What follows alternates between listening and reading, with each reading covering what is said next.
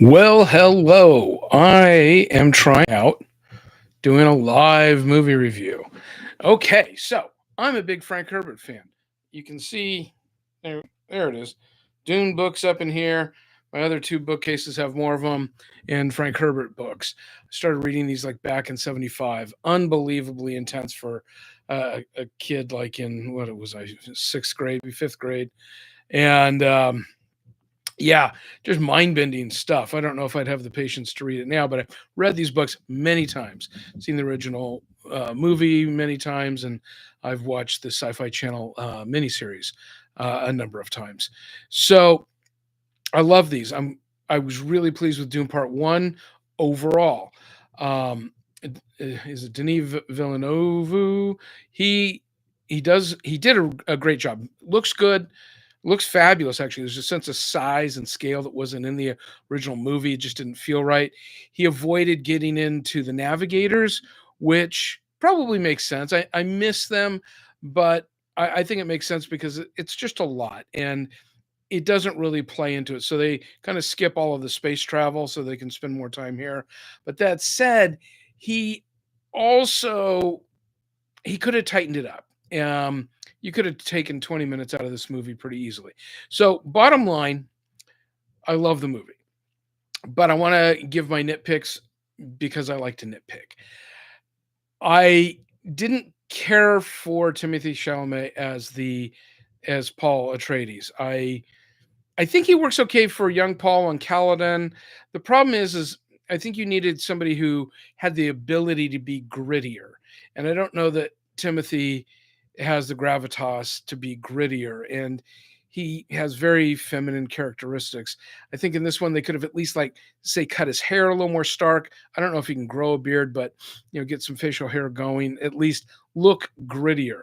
He started to portray some uh meat towards the end, and I was like, okay, maybe this will work. I'm curious to see how Dune Messiah will go. I love Christopher Walken.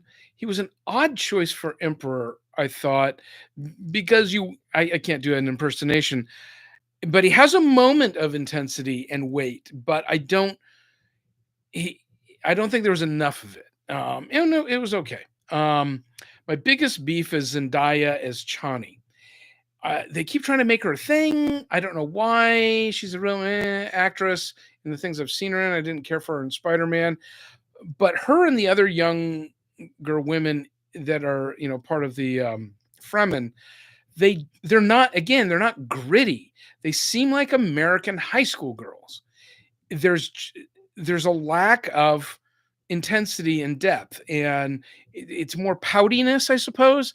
And it's too late to do anything about it. You can't really recast her. Maybe she will have grown a bit by the time Messiah comes out.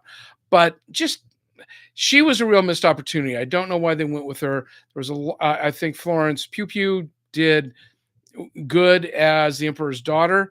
Um, she was fine. I think she worked for that. She had a good weight to her, and I thought that worked. Austin Butler, very intense. That kid, man. I remember whatever was a Baby Driver.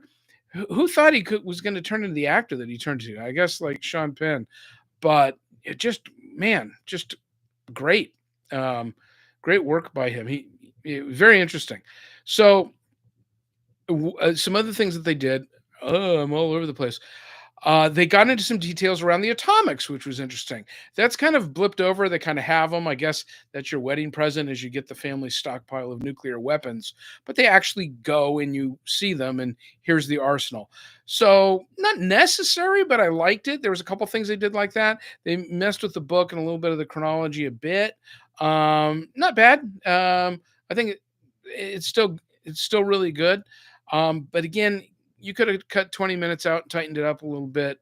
But good stuff. So, thumbs up for me. Go see it if we want to see more movies like this. This is the best thing that's been out in a while. First time I've seen a full cinema in ages. And I go to the movies all the time. Hopefully Hollywood learns what people like. I mean, the downside is this is a sequel. and it's always sequels, prequels in the same universe. But there's a lot of interesting books out there. And Frank Herbert's son Brian and Kevin J. Anderson, they've been doing, and that's the books up here. They've been doing these books in the Dune universe to set up the original final book. I don't think you can go past the original trilogy in the movies. It gets way, way out there.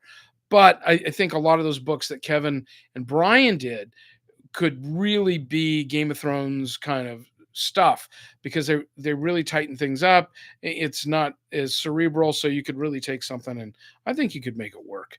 Anyway, there's my attempt at doing something live.